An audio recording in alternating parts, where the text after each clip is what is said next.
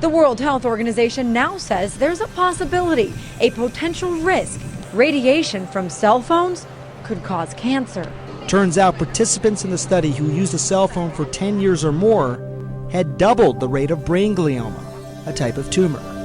And keep in mind, cell phone use in the United States has only been popular for around 15 years. After several minutes, that it really starts causing DNA problems. It even heats the brain.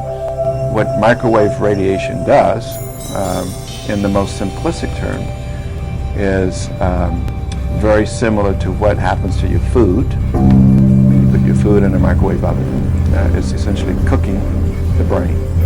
If you've ever put a cell phone to your ear, you should listen to what neurosurgeon Dr. Keith Black has to say. There's no way to say that cell phone use is safe. I think that the public has a right to know that there could be a potential risk. Environmental factors take decades to see their effect, not a few years.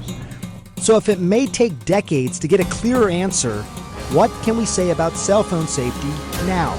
All right, now tonight's top story, your lifeline to the world is being linked to cancer. This is the story that we have been talking about all day. Should we really be concerned about using our cell phones? Stephanie, what do you have to say?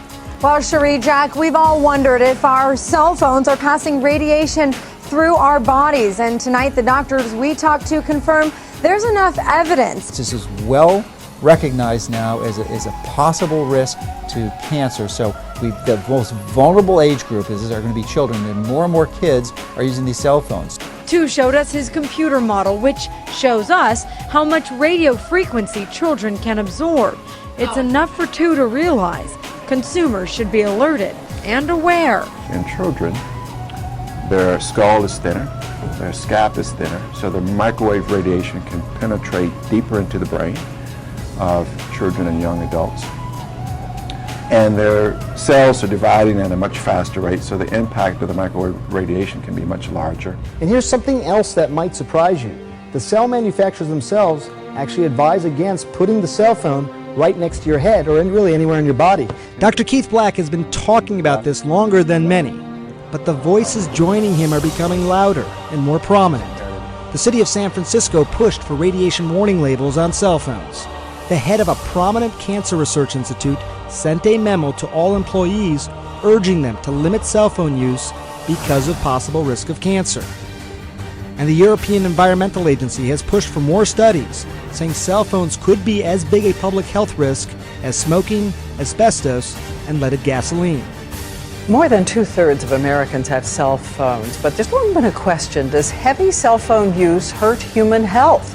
Lindsay Davis reports on a major new study which for the first time shows cell phones do seem to have some mysterious effect on the brain. Some are calling the study a landmark event in our understanding of how cell phones affect the human body. 47 participants had cell phones placed on their left and right ears. One cell phone was activated but muted, the other was turned off. After 50 minutes, the researchers took PET scans of the subjects. Look at what they found. The image on the left shows what happened when the cell phone was turned on. The most active areas are in red. Notice the upper right part of the brain. That's the area closest to the antenna. Compare that with this image on the right of the same subject when they had their cell phones turned off.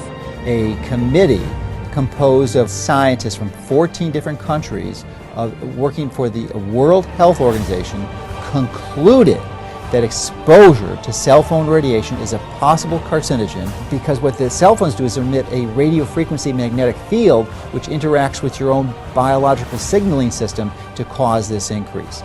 And this expert World Health Scientific Committee found that there was a 40% increased risk of cancer. It's interesting because you look at all the studies out there and most people will say, look, I mean, they're fine. A lot of scientists will say that. But, you know, I've read all these studies, Larry. I mean, I've spent the last year sort of really reading this, and there's 16 really good studies out there, a few since 2000.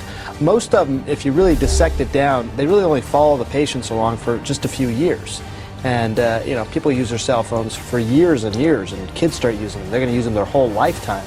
Also, some of the studies say regular cell phone use is using it one time a week for 6 months. I mean, who uses a cell phone that little nowadays? So my point is this, that, you know, if you read the studies alone, they'll say they're safe.